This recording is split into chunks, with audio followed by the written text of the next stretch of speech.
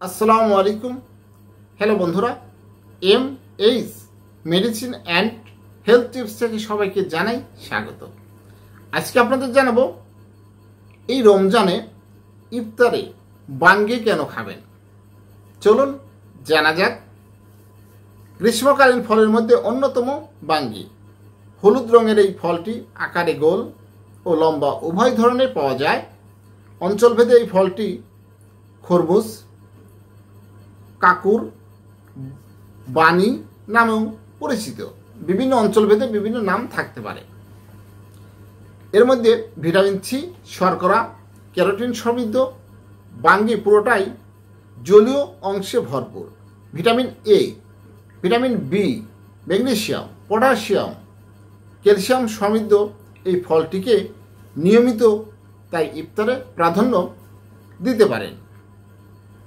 পুষ্টিবিদ বিশেষজ্ঞরা বলেছেন বাঙ্গি খাওয়ার নানা স্বাস্থ্য উপকারিতা রয়েছে। এখন আপনাদের জানাবো যে বাঙ্গি খাওয়ার যে পুষ্টিগুণ সম্পর্কে। 1. রমজানে সতেজ বাড়াইতে বাঙ্গির জুড়ি নেই।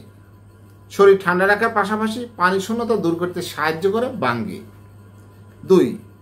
চর্বি বা কোলেস্ট্রল মুক্ত বাঙ্গি শরীরের ওজন কমায় এবং উচ্চ রক্তচাপ নিয়ন্ত্রণ করতে সহায়তা করে। 3. বাঙ্গিতে চিনির পরিমাণ খুবই কম, তাই ডায়াবেটিস রোগীদের জন্য বাঙ্গি খেলে উপকারে আসবে। 4.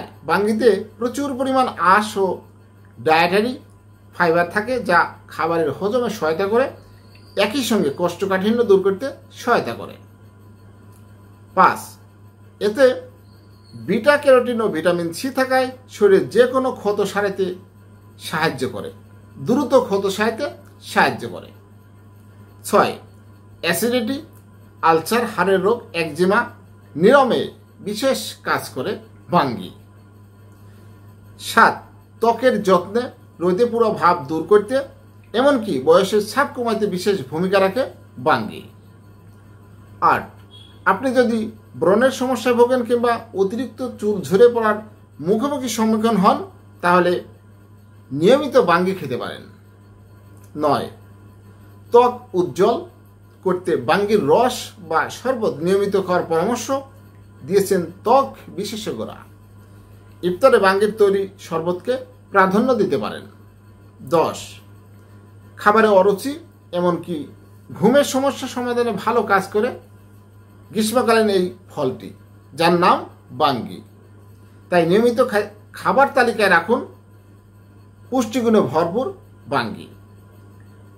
হ্যালো বন্ধুরা, আপনাদের জানানোর চেষ্টা করেছি বাঙ্গির উপকারিতা বা এর মধ্যে কী পুষ্টিগুণ রয়েছে।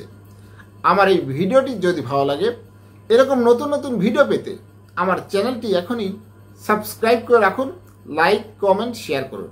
সবাই ভালো থাকবেন। আজকের মতো বিদায় নিচ্ছি। আল্লাহ হাফেজ।